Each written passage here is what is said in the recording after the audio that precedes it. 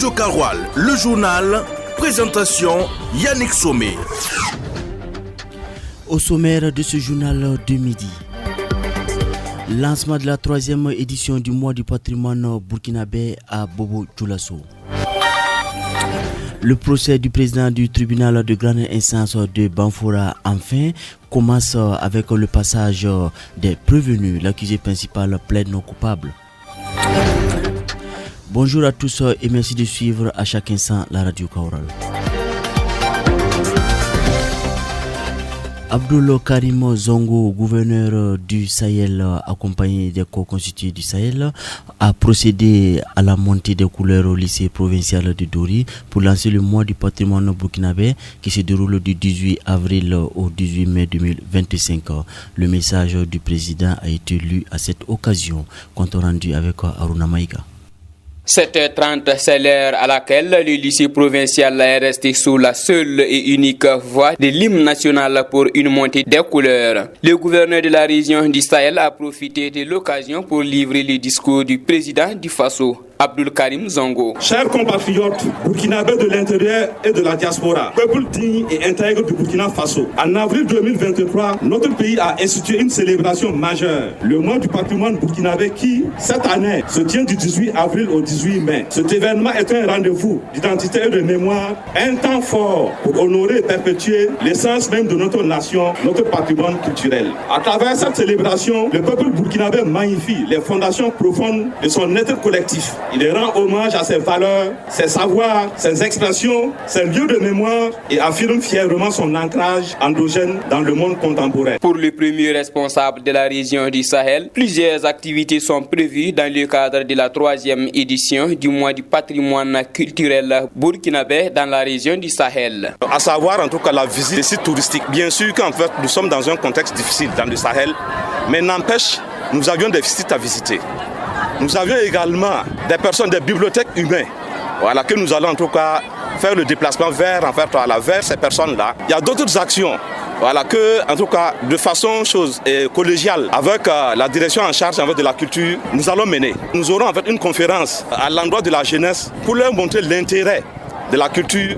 Voilà, pour le développement de notre pays. C'est l'occasion aussi pour Abdoul Karim Zongo d'adresser un message à la population sahélienne. Que le développement du Sahel passera par des Sahéliens. Pour dire que ce ne sont pas en fait des Français ou encore des Chinois qui viendront en tout cas développer le Sahel. Nous devrons en fait à partir de ce qui est culturel au Sahel, voilà, donc pour développer avec la région. Voilà, donc j'invite tous les Sahéliens à 6 mètres. Le gouverneur de la région du Sahel a profité de cette occasion pour rappeler aux élèves que la culture est basée sur la construction de toute nation qui aspire au développement et à la souveraineté. Et toujours dans la même actualité, à Bobo Dioulasso, hier, jeudi 17 avril 2025, le chef du gouvernement burkinabé, Rim Talbajan Emmanuel Ouedraogo, représentant le président du Faso, a déclaré que la culture constitue un rempart et une force de résilience dans un contexte mondial marqué par la perte de repères. C'était lors du lancement du mois du patrimoine burkinabé placé sous le thème patrimoine culturel et développement économique. Le reportage de Mamoudou Diallo.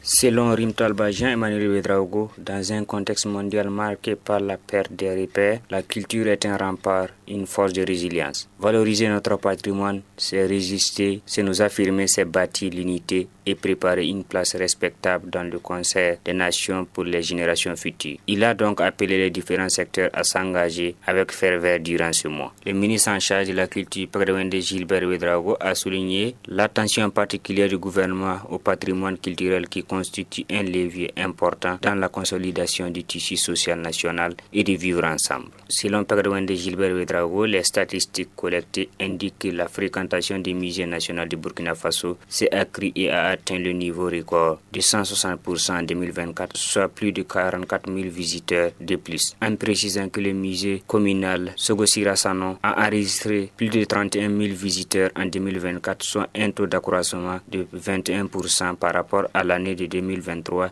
et celui de Gawa, le premier responsable du département de la culture, a indiqué qu'il a enregistré environ 5000 visiteurs en 2024, ce qui correspond à une augmentation de 177% par rapport à l'année précédente. À cette occasion, le réalisateur de cinéma Dani Koyate, l'étalon d'or du Nyenenga au FESPACO 2025, a été fait l'officier de l'ordre de l'étalon. Le Premier ministre a aussi procédé à l'installation de Apollinaire Traoré, Rasmani Vedrago Dirazo, Abdoulaye Kabouré Dikaya Woto et Dani Koyate comme ambassadeurs du patrimoine culturel burkinabé. Retenons que les deux autres ambassadeurs désignés, à savoir Jonathan Pitroapa et Jamila Diallo, étaient absents à la cérémonie et seront installés ultérieurement. Et toute autre actualité à présent, et nous parlons de diplomatie. Le président du Faso, le capitaine Ibrahim Traoré, a reçu en audience au docteur Jakaya Erisho, l'envoyé spécial de la présidente tanzanienne Samia Suluhu Hassan, le jeudi 17 avril dernier à Ouagadougou. L'objectif de sa visite est de rendre plus solide la coopération entre le Burkina Faso et la République de Tanzanie. Des détails de cette actualité avec Fatmata Diko. Au cours de l'audience, Dr Jakaya Mircho Kikwet a salué la qualité des relations entre Ouagadougou et Dodoma. Il déclare qu'il est l'envoyé spécial de la présidente de la République de Tanzanie, Samia Suluhu, et qu'il a apporté un message au président du Faso. Il a profité pour parler de la coopération qui existe entre le Burkina Faso et la Tanzanie. Ils ont parlé de plusieurs domaines comme la santé. L'envoyé spécial s'est plus intéressé à la cardiologie, montrant l'intérêt de renforcer les liens dans ce volet. Des cardiologues burkinabés ont déjà visité notre institut de cardiologie. Nous avons une rencontre avec le fondateur de l'institut pour approfondir les discussions autour de cette collaboration. Dr Jakaya Mircho Kikwet a montré la volonté que les deux pays partagent dans l'élargissement de leur partenariat. Mais il insiste à ses propos. Nous aimerions voir s'intensifier notre coopération. Il y a plusieurs domaines de coopération que la Tanzanie aimerait coopérer avec le Burkina et pareil aussi pour le Burkina. Le domaine que nous aimerions coopérer plus avec le Burkina, c'est le domaine de la santé.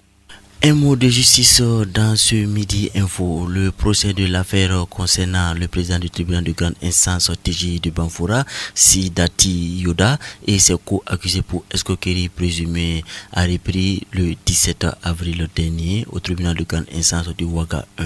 Ce procès avait été ouvert le 3 avril, puis renvoyé au jeudi. Le tribunal avait par ailleurs rejeté la demande de mise en liberté formulée par les avocats du prévenu Sidati Yoda, la jugeant mal fondée. Les détails de l'audience du 17 avril avec Ismaël Confé.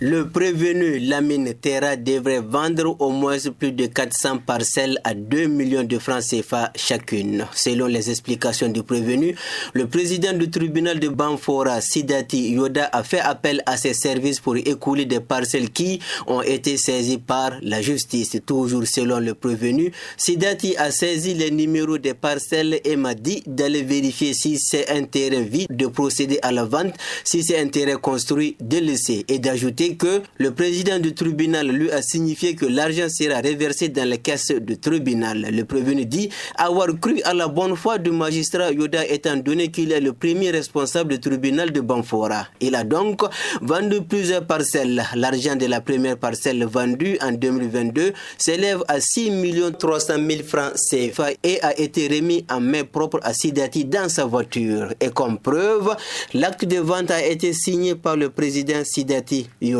Toujours selon le prévenu, lorsque les plaintes ont commencé à se faire entendre, le président du tribunal lui a assuré que tout plaignant sera emprisonné. Le plaignant poursuit toujours. Par la suite, Sidati Yoda m'a donné 2 numéros. Un numéro où je peux lui faire le dépôt et un autre où je peux l'appeler pour la vente des parcelles. J'ai vendu 2 parcelles. Il m'a dit de diviser l'argent en 2 et de faire le dépôt sur le numéro. Quand je voulais envoyer, j'ai remarqué que le numéro n'est pas à son nom Yoda. Je l'ai appelé, il m'a dit d'envoyer que le numéro a été identifié avec la pièce de son cousin. C'était 6 500 000 francs CFA. Le prévenu affirme que quand la gendarmerie l'a interpellé, le magistrat Yoda lui a dit de dire qu'il ne le connaissait pas. Les sommes reçues par le prévenu après la vente des parcelles varient entre 75 000 à 130 000 francs CFA. L'audience reprend le lundi 28 avril 2025 avec l'audition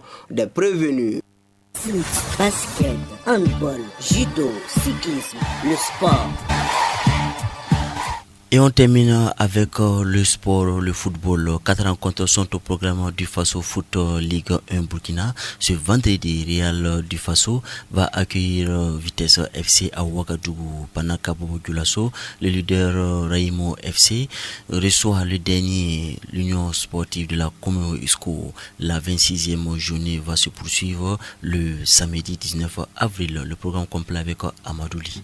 Dans le cadre de la 26e journée du Faso Foot Ligue 1, le Real du Faso sera face au Vitesse FC au Centre technique national FBF à 16h pour ce vendredi 18 avril 2025. Dans le même temps, Majestic FC à domicile à Zignaré dans la cité d'Oubritenga sera face à Salitas FC en très grande difficulté en championnat dans ces dernières semaines. Le Sporting Como élu par contre à domicile sera face à Asfayenengat aussi en très grande difficulté qui cherche quelques points pour le maintien. Dans le même temps, RCK au stade municipal Issoufou Joseph Konombo reçoit les Tigres de Yaradougou, les RCB. Le Raimo FC, leader du championnat, lui sera à domicile pour jouer contre Isco au stade Wobi à 16h. Pour le 19 avril 2025, le samedi foot, Isfa sera face à ASEC de Koudougou au centre technique national FBF. Dans le même temps, les fonctionnaires de Bobo Dioulasso à domicile au stade Wobi jouent contre EFO à 16h00. Pendant qu'un duel des deux poursuivants au titre oppose l'AS Douane de Kambou Malo au stade municipal Issoufou Joseph Konombo à l'AS Sonabel.